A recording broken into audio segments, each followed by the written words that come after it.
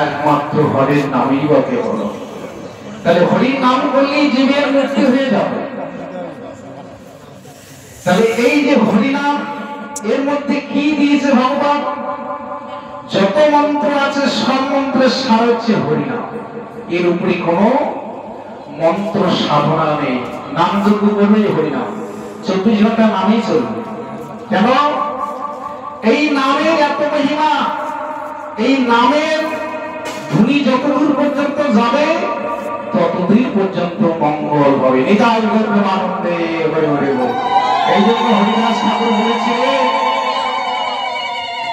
যে মনে মনে হরিনাম করলেও হয়, গোপনে করলেও হয়, উচ্চস্বরে করলেও হয়। মনে মনে করলে নিজের হয়, সাধুরা করে না মনে মনে, নিজের জন্য। আর যখন মাইক দিয়ে করানো হয় উচ্চস্বরে, সকল জীবের জন্য। জীবজন্তু পশু পাখি এরা তো কথা বলতে পারে না, এরাও হরিকথা শুনে মুক্তি হয়ে যায়। কারণ এই যে 80 লক্ষ জমিতে ভ্রমণ করা যায় কত কষ্ট, একটা বৃক্ষ কতদিন থাকতে হয়, জীব জন্তু পশু পাখি এই যে চলাচল জগতে যত কিছু আমরা দেখছি, এরা কারা? এরা পূর্বে মানুষ ছিল, যারা মানুষ হয়ে মানুষের কর্ম করেনি বলে আজকে বৃক্ষলতা পশু পাখি দুর্লতা হয়ে আছে চলাচল জগতে। এই জন্য ভগবান বলছে জীব তোমরা চেতন হও, আর ঘুমিয়ে থেকো না, তোমরা চেয়ে দেখো এই চলাচল জগতে গাছপালা পশু পাখি দুর্লতা কারা দাঁড়িয়ে আছে।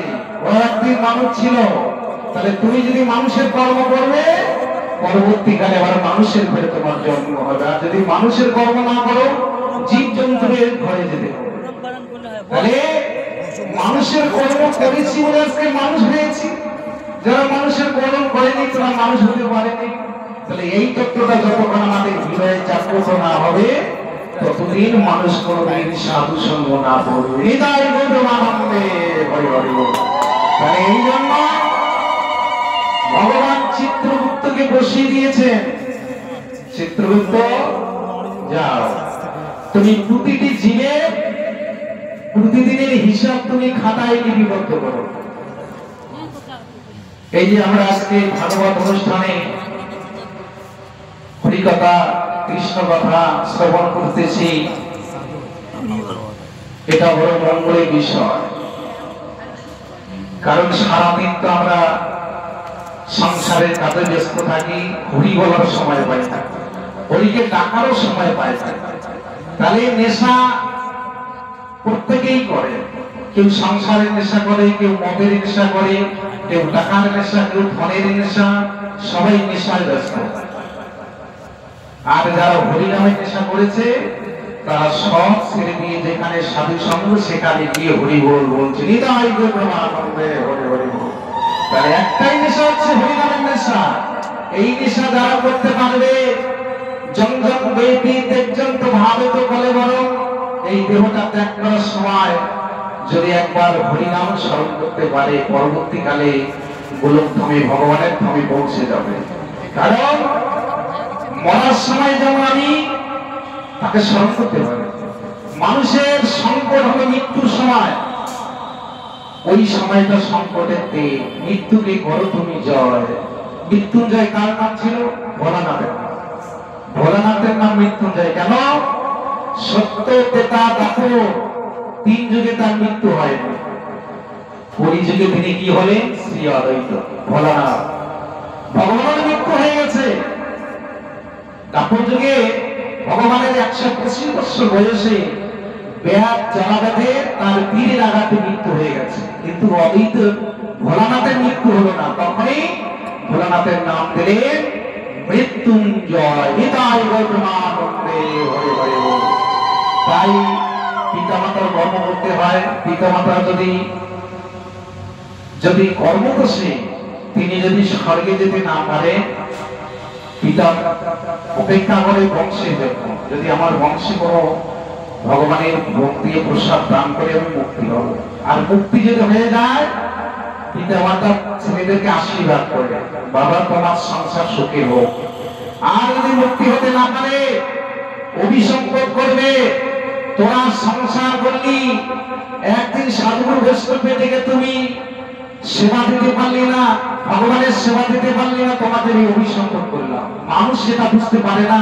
দেখবেন অনেকের এখানে বাড়িটার ভালো নেই, এই যে ব্যাধি নানা রকম যন্ত্রণার টাকা এদিকে সেদিকে চলে যায়, মানে সংসারে এরকম অশান্তি এসে যায় সময় সময়। কিসের জন্য? ওটা পূর্বপুরুষরা তখন অভিসম্পদ করে। তাহলে এই যে পূর্বপুরুষরা যদি এরা স্বর্গে আরোহণ করতে পারে তখন আশীর্বাদ করবে। কারণ মানব জীবনের তো সুখ দুঃখ ভোগ করতে হবে, তিতাবৃত্ত জ্বালা মানুষই পায়। এই দেহ দিয়ে যদি আমরা ভগবানের আরাধনা করতে পারি তাহলে পরবর্তীকালে এইরকম দেহ আরো পাবো। যদি আরাধনা করতে না পারি তাহলে পরবর্তীকালে এই মানব দেহ আর নাও পেতে পারে। এই জন্য কর্ম নিজে আমরা পরবর্তীকালে জন্ম পাবো। এই যে ভগবান দিয়ে দেহ দিয়েছে কিসের জন্য? এই যে আমাদের দেহটা চিরদিন একটা সময় থাকবে, এই মানুষের দেহটা আস্তে আস্তে কি হয়, এই রূপ যৌবনটা ধরে রাখতে পারে? একটা মানুষের শরীর শিশুকাল থেকে বৃদ্ধ হয়ে গেলে তার রূপ যৌবনটা নষ্ট হয়ে যায়, তাহলে দেহটার পরিবর্তন হয়ে যায়। তাহলে দেহ পরিবর্তন হয়ে একদিন দেহ থাকবে না, আর আত্মা কিন্তু পরিবর্তন হয় না। ইনি শিশুকালে যেমন মৃত্যুকালে তেমন। তাহলে এই জন্য পায়ের জনিতে যাতে পৌঁছে না যায়, অনেকে আবার ভূত হয়ে যায়। ভূত কেন হয়? অপরাধকারী ব্যক্তি, অপরাধযুক্ত ব্যক্তি তারা কিন্তু ভূত হয়ে যায়। এই জন্য আমরা গয়ায় যাই পিতা মাতার কর্ম করতে। গয়া সুর প্রেত শিকাতে আমরা পিণ্ড দান করি প্রেত জনি থেকে মুক্ত করার জন্য। এই যে অসুর ভগবানের আরাধনা করে এমন বর পেয়েছিলেন যে কেউ যদি অপকর্ম করে যদি অসুরকে কষ্ট করে সব পাপ বিনাশ হয়ে যায়। এই বর পেয়ে অসুররা খুব আনন্দ হলো, আর আমি অপকর্ম করবো, আমরা গিয়ে অসুরকে কষ্ট করবো, আমরা পাপ মুক্ত হয়ে যাব। এইরকম ভাবে যখন অন্যায় অত্যাচার শুরু হয়ে গেল, দেবতারা অবাক হয়ে গেল, গিয়ে ভগবানকে বলছে, প্রভু এটা আপনি কি করেছেন? এই অসুরকে এমন বরদান করেছে, এরা অত্যাচারে অনাচার করছে, এদের উপায় কি? ভগবান আর থাকতে পারলেন না। ভগবান চিন্তা করলেন, ওরে দেবতা তোমরা চিন্তা করো না, এর ব্যবস্থা আমি করছি।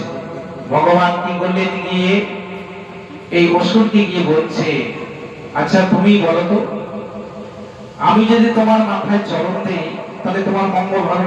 হ্যাঁ প্রভু, আপনি যদি আমার মাথায় চরণ দেন তাহলে তো মঙ্গল হবে। ঠিক আছে বাবা, তাহলে আমি তোমার মাথায় চরণ দেই। ভগবান কি করেছে? ওই অসুরের মাথায় যেই চরণ দিয়েছে, অসুরে একদম পাতালে চলে গেছে। পাতালে চলে গেছে, আর তাকে স্পর্শ করতে পারবে না।